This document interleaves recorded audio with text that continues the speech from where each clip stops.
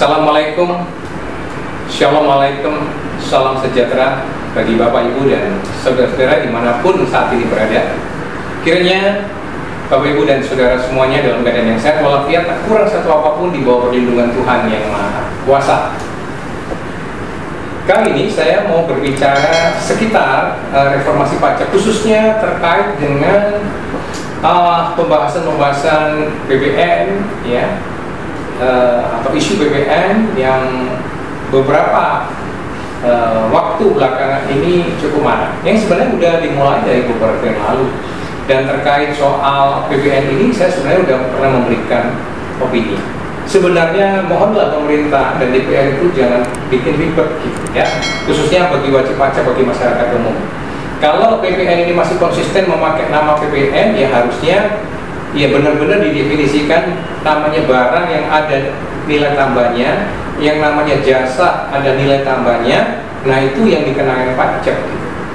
Ya, jadi dipilah dulu yang benar dan jelas, barang apa yang tergolong ada nilai tambahnya, jasa apa yang tergolong ada nilai tambahnya dan menjadi objek pajak, dan barang apa yang walaupun ada nilai tambahnya atau jasa apa yang walaupun ada nilai tambahnya tetapi dikecualikan sebagai bukan objek pajak sehingga tidak dikenakan pajak, ya.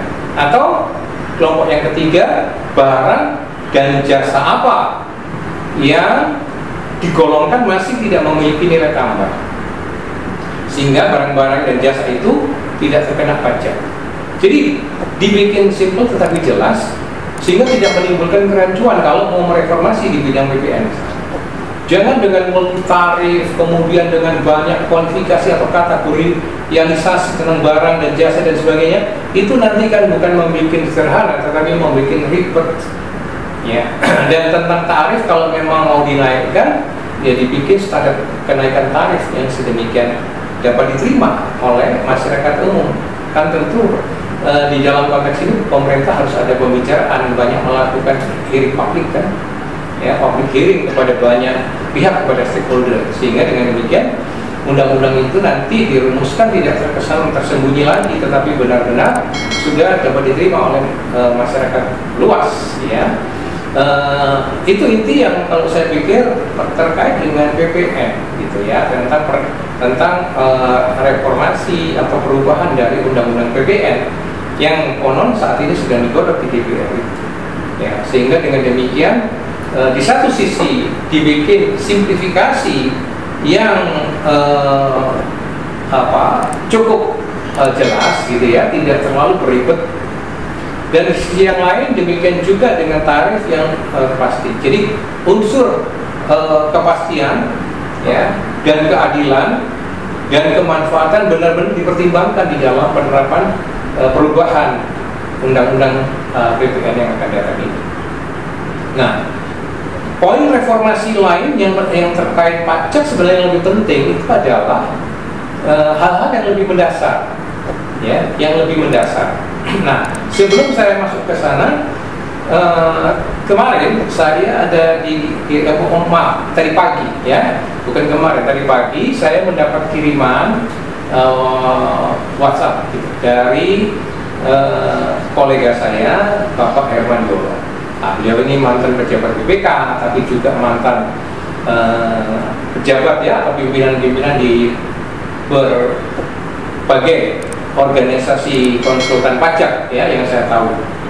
Dulu juga di Dewan Pembina atau Dewan Pengawas gitu, ya, di KPI, kemudian mungkin sempat pernah di Perkopi, atau mungkin sekarang membina yang lain, saya kurang tahu.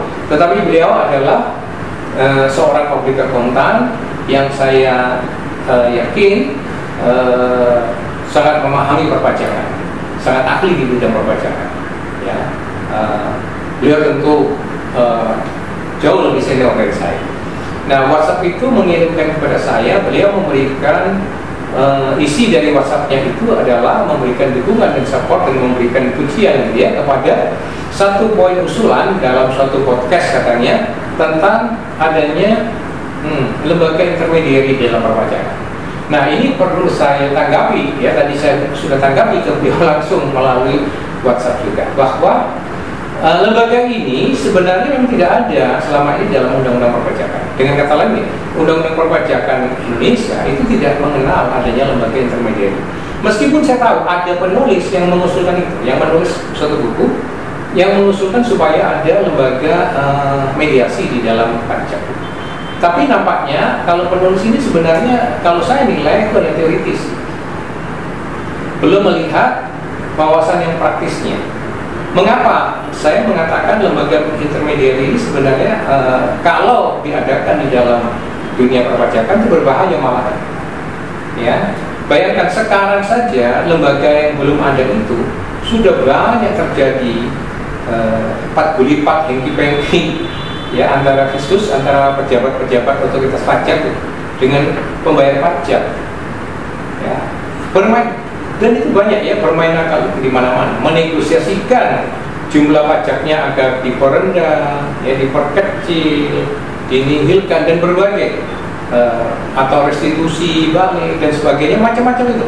Ya, modus negosiasi, modus fight, ya, dari pembayar pajak lalu diakomodir, ya, secara pat gulipat, secara hengki-pengki oleh petugas atau fiskus atau petugas pajak. Gitu. Banyak di berbagai daerah juga banyak terjadi sampai sekarang. Ya, salah satu contoh besar saja misalnya kasus yang terakhir terjadi yang menimpa apa itu, ya, kasusnya apa dan kasusnya siapa anak buahnya, Dadang Ramdhani atau siapa itu, ya, itu juga kasus yang terakhir kan sebagai contoh saja. Itu yang besar, ya, yang melibatkan beberapa korporasi besar dengan jumlah 4 lipat jumlah suap yang sangat fantastik juga, puluhan miliar nilainya. Itu hanya salah satu contoh. Tapi di berbagai kasus yang lain yang nilainya relatif kecil-kecil masih banyak terjadi seperti itu, Bapak Ibu. Ya, nah itu lembaga intermediari tidak ada di dalam undang-undang. Sekarang kalau itu diadakan apalagi? Itu menjadi loophole, ya, dan menjadi alasan yang lebih kuat lagi untuk adanya penyimpangan jabatan, penyalahgunaan jabatan dan penyelewengan dalam rangka pemungutan pajak. Ya, itu kerawanannya. Jadi saya tidak menyetujui kalau ada lembaga intermediari ini diusulkan, diadakan di dunia perpajakan. Mengapa? Karena pajak ini kan sebenarnya kewajiban yang dipaksa oleh undang-undang, bukan oleh karena kesukarelaan atau kemauan dari masyarakat. Saya percaya sebagian besar masyarakat kalau bisa seumur hidup nggak bayar pajak kalau seandainya nggak dipaksa oleh undang-undang. Jadi dengan kata lain, mengapa dahulu Benjamin Franklin mengatakan di dunia ini tidak ada yang pasti kecuali kematian dan pajak. Nah, karena paksaan dari undang-undang itulah kepastian itu sama dengan kan dianalogikan seperti kematian. Karena paksaan pasti harus bayar pajak, itu paksaan dari undang-undang. Begitu. Sehingga kalau di satu sisi sifatnya pajak adalah pungutan yang dipaksakan oleh undang-undang, lalu di sisi yang lain ada lembaga intermediari, ini kan kontradiksi interminis gitu. Ya, menjadi tidak logis, tidak sejalan gitu dengan hakikat pajak sebagai kewajiban yang dipaksakan oleh undang-undang. Nah, kembali kepada pajak itu adalah kewajiban yang dipaksakan oleh undang-undang, ya, maka tidak ada di situ sifat negotiable sebenarnya, sifat yang bisa dikompromikan gitu. Maka sifatnya itu ya memang not arbitrary gitu, ya, nggak bisa dikompromikan, nggak bisa dinegosiasikan gitu. Ya, harus pasti sebetulnya peristiwa apa, peristiwa hukum apa, ya, terkena pajak dan kenanya berapa, tarifnya berapa, dan cara menghitungnya bagaimana, ya, kapan orang itu harus membayarnya dan sebagainya. Itu semua sudah secara rigid diatur di dalam undang-undang gitu. entah itu terkait undang-undang pajak pertambahan nilai atau pajak penjualan barang mewah atau terkait pajak penghasilan gitu. Semua sama, semua sudah diatur. Misalnya contohnya begitu. Jadi membicarakan soal pajak ini sudah sangat tertentu begitu. Dan oleh sebab itu prinsip-prinsip yang tadi saya katakan, kepastiannya, keadilan, kemanfaatan itu memang sudah harus sungguh-sungguh tercermin di situ, di dalam harus tercermin di pasal-pasal undang-undang. Ya, kalau tidak seperti itu akan terjadi kontradiktif. Ya, akan terjadi pemungutan pajak yang rentan akan penyalahgunaan wewenang atau kesewenang-wenangan. Ya, itu berbahaya.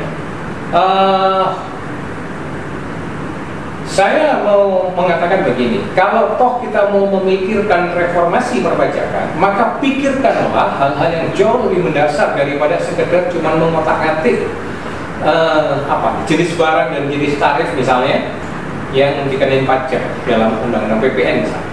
Tetapi coba pikirkan bagaimana lembaga keberatan. Lembaga keberatan ini kan sebenarnya sangat penting buat wajib pajak. Itu kan haknya wajib pajak. Harusnya tidak patut lagi lembaga keberatan itu ditangani oleh Direktorat Jenderal Pajak, satu institusi yang sama dengan pelaku pemeriksa. Pemeriksaan pajak itu dilakukan oleh institusi yang namanya Direktorat Jenderal Pajak. Ya. Kalau wajib pajak berkeberatan terhadap hasil pemeriksaan itu, lalu keberatannya diajukan kembali kepada institusi yang sama. Nah ini kan sama aja bohong. Nah kalau mau direformasi, poin yang pertama, lembaga keberatan ini harus dikeluarkan dulu dari kewenangannya DJP. Ya, harus dilakukan oleh lembaga eksternal, karena bagaimanapun yang namanya lembaga keberatan sebenarnya itu adalah merupakan aksi gugatan tahap pertama oleh wajib pajak. Gitu. Kalau di dalam acara perdata misalnya dapat saya analogikan sebagai proses peradilan di tingkat pertama, gitu. Keberatan itu sebenarnya. Nah kan lucu kalau yang memeriksa lingkungan DJP lalu keberatannya yang menerima DJP juga. Ya karena itu wajar kalau 95% atau berapa ya keberatan akan ditolak, gitu. Itu wajar. Padahal yang namanya sistem pemungutan pajak itu adalah self assessment, yang berarti sebenarnya perhitungan berapa besarnya pajak yang harus dibayar oleh pembayar pajak itu yang tahu adalah wajib pajak itu sendiri. Ya. Hitungannya, dasar transaksinya itu wajib pajak sendiri yang seharusnya jauh lebih tahu. Kecuali dibuktikan oleh pihak fiskus bahwa wajib pajak melakukan manipulasi-manipulasi, nah itu boleh, silakan diperiksa, tapi dibuktikan dulu perilaku manipulatifnya itu sebelum diperiksa. Artinya dengan kata lain seharusnya pihak fiskus itu mendapatkan dulu bukti, data, peristiwa atau perbuatan manipulatif, baru berdasarkan itu dilakukan pemeriksaan, gitu. Sehingga pemeriksaan bukan suatu tindakan yang ya dianggap semacam tindakan yang sangat biasa. Tidak, harusnya pemeriksaan pajak itu ya harusnya terjadi oleh karena kecurigaan yang besar. Patut diduga bahwa wajib pajak ini telah melakukan perbuatan manipulatif, entah di bidang laporan keuangannya, ya di bidang pengisian SPT dan sebagainya, itu barulah. Tapi kalau belum ada petunjuk-petunjuk itu, belum ada bukti-bukti permulaan untuk itu, mestinya janganlah pihak pajak terlalu mudah melakukan pemeriksaan. Apalagi sekali lagi lembaga keberatannya yang nangani adalah DJP juga. Padahal lembaga keberatan ini merupakan satu lembaga yang sangat penting untuk memfasilitasi hak pembayar pajak. Karena sekali lagi dia menghitung berdasarkan self assessment, lalu tiba-tiba ada malahan SKP yang official assessment itu notabene intinya memberikan angka yang berbeda dari hitungannya. Lah karena itu dia berkeberatan. Itu hak sebenarnya. Ini kan hebat sekali. Sebenarnya udah adanya lembaga keberatan ini bagus sekali. Tapi sayangnya untuk di Indonesia tidak dipraktekkan, tidak dijalankan dengan prinsip hukum yang fair, yang adil, ya. Yaitu harus dilakukan oleh lembaga di luar DJP. Bisa saja lembaga itu merupakan satu komisi independen misalnya. Apabila perlu sudah dimasukkan itu nanti langsung ke pengadilan pajak gitu. Mulai dari keberatan yang masuknya ke pengadilan pajak, banding di pengadilan pajak. Jadi pengadilan pajak ada 2 tingkat misalnya. Tidak seperti sekarang. Ya, tiba-tiba ujungnya banding di pengadilan pajak. Itu pun final and binding. Itu yang pertama. Yang kedua, ketika masuk ke pengadilan pajak, orang wajib pajak pun ditakut-takuti dengan ancaman. Kalau kamu menggugat, kamu naik banding, kalau kalah kamu harus bayar denda 100%. Wah, ini orang wajib pajak atau pembayar pajak menggunakan haknya untuk membawa perkara pajaknya itu ke pengadilan pajak, tapi dia ancam gitu.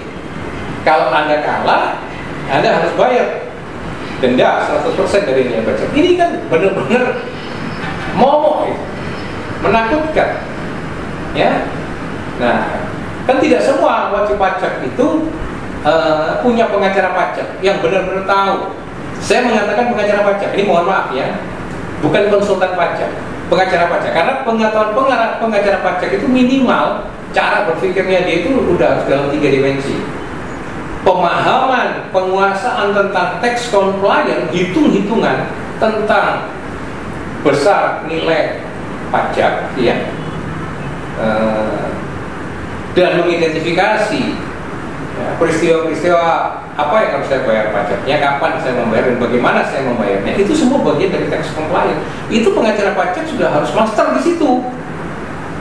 Yang kedua, lagi melakukan counterfiling terhadap tax audit, terhadap pemeriksaan tadi, melakukan keberatan. Itu sudah harus dengan argumentasi hukum dalam perspektif pajak yang baik.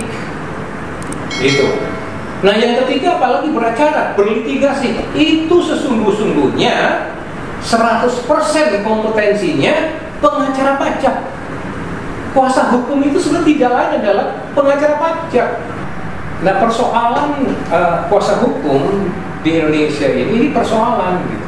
Sebenarnya yang namanya kuasa hukum itu tidak lain harusnya pengacara pajak, konkretnya begitu, ya, tax lawyer. Jadi itulah yang sebenarnya tentu sekali lagi berdasarkan kriteria profesional dia patut, dia layak digelari sebagai pengacara pajak. Ya, tentu yang pertama sekali lagi kompetensi edukasinya, latar belakang pendidikannya itu seorang sarjana hukum yang ini pun memilih sebagai sarjana hukum praktisi, lalu ditambah dengan pendidikan perpajakan, lalu disumpah di pengadilan tinggi, ya, sehingga dengan itu dia layak menyebut diri, menyandang diri sebagai pengacara pajak, sebagai tax lawyer. Nah, itu adalah dimensi yang ketiga, sehingga dia berhak beracara, berlitigasi di pengadilan pajak. Ya. Nah, hal ketiga apa yang perlu direformasi adalah pengadilan pajak itu masuk pada kekuasaan yudikatif yang di dalam rumputnya sebenarnya dalam kelompok hukum tata usaha negara atau hukum administrasi negara gitu. Ya. Yang sebenarnya itu sudah harus dibawa Mahkamah Agung karena dia masuk dalam kelompok kekuasaan yudikatif. Tapi di Indonesia kan tidak, bosnya pengadilan itu kan masih ada 2. Ya, masih juga di bawah Menteri Keuangan. Nah, bagaimana saya tidak bisa membayangkan Menteri Keuangan bisa menjadi bosnya pengadilan pajak. Pertama, dia levelnya menteri itu membantu presiden, sedangkan ini pengadilan. Gitu. Pembantu presiden berarti masuk golongannya eksekutif, sedangkan ini pengadilan. yang masuknya dalam kekuasaan yudikatif, masuk di bawah lembaga tinggi negara, yaitu Mahkamah Agung sebenarnya, gitu. Golongannya itu. Nah, boleh dikatakan bahwa kayak Menteri Keuangan itu kan hanya pembinaan administratif ya, kewenangan administratif, penggajian, pengangkatan hakim dan tapi justru di situ bagaimanapun tetap ada pintu, ya, ada celah menjadi tidak independen hakim-hakim itu. Panitera-paniteranya juga, karena statusnya dia masih menjadi pegawai negeri sipil di bawah Kementerian Keuangan. Seharusnya kalau mau mereformasi di bidang perpajakan betul dikembalikan kepada track yang benar. Pengadilan ya benar-benar di bawah kekuasaan Mahkamah Agung. Jangan dikatakan, mohon maaf nih, sepertinya hakim-hakimnya nanti susah nggak bisa pajak. Ya dididik dong. Masa sih pajak itu? Mohon maaf lah ya, jangan terlalu mengasumsikan pajak itu bidang yang luar biasa istimewa yang nggak bisa dipelajari oleh sarjana hukum. Itu kan hoax sebenarnya, ya. Di luar negeri itu tadi saya katakan, ya, leadernya itu tax lawyer soal perpajakan itu, ya. Jadi bukan dari disiplin ilmu yang lain, gitu. Dan di sini saya yakin banyak kalau sarjana-sarjana hukum itu yang mau belajar pajak bisa. Hanya mungkin di sini udah termakan hoax gitu ya, termakan opini sesat gitu. Kalau sarjana hukum bawaannya udah alergi, udah takut aja ngitung. Padahal itu kan sebenarnya nggak benar. Ya. Kalau opini itu terus diikuti, ya sarjana-sarjana hukum sendiri yang rugi. Coba sungguh-sungguh pelajarin pajak itu heavy-nya kemana. Itu sebenarnya heavy-nya ke hukum. Perhitungan, ya, pendekatan berhitungnya itu ada, tetapi ya tidak mendominasi dalam seluruh undang-undang pajak gitu, atau soal-soal perpajakan. Justru yang dominan itu adalah pendekatan hukum, ya. Itu fairnya, objektifnya saya katakan. Gitu. Nah, yang ketiga apa? Tadi saya katakan dia berlitigasinya itu jadi pengadilannya harus dibawa ke kekuasaan yudikatif, lalu litigennya ya betul-betul tax lawyer gitu, pengacara-pengacara pajak gitu, ya. Nah itu beberapa poin yang memang yang kalau mau mereformasi pajak hal-hal yang mendasar itu yang harus diperbaiki gitu. Karena aturan-aturan formal ini jauh lebih penting daripada aturan yang bersifat material, ya. Bukan berarti yang material itu tidak, tetapi maksud saya mereformasi perpajakan harusnya dimulai dengan peraturan perundang-undangan yang bersifat formil lebih dahulu, karena ini menentukan arah, menentukan kepastian hukum dari hak-hak kedua belah pihak, hak dan kewajiban kedua belah pihak yang harus diatur dengan fair, begitu. Ya, baru kemudian nanti masuk ke hal-hal yang bersifat material, gitu. Apa yang harus dipajaki, peristiwa apa, berapa tarifnya, bagaimana membayar atau dengan sarana apa membayarnya, ya. Dan kalau salah sanksinya bagaimana, kalau kurang sanksinya bagaimana. Saya kira itu. Nah, menurut saya itu hal-hal yang mendasar, ya. Soal tarif berapa, yang tinggi dan itu kan masalah harus dibicarakan musyawarah mufakat itu sifatnya antara pemerintah dengan stakeholder gitu. Tarif yang apakah progresif, degresif, ataukah progresif, ataukah bagaimana itu kan bisa dibicarakan, ya. Tetapi prinsip-prinsip dasar terkait hak dan kewajiban perpajakan itu harus lebih banyak dituangkan di dalam perundang-undangan yang bersifat formal, dan itu yang harus perlu banyak dibenahi lebih dahulu. Dengan kata lain, harusnya sebelum menggarap undang-undang PPN, PPH aja yang digarap lebih dahulu adalah KUP-nya, gitu. Dan semua harus ditempatkan pada tempatnya masing-masing, ya. Lalu baru ke hal-hal yang bersifat material, ya.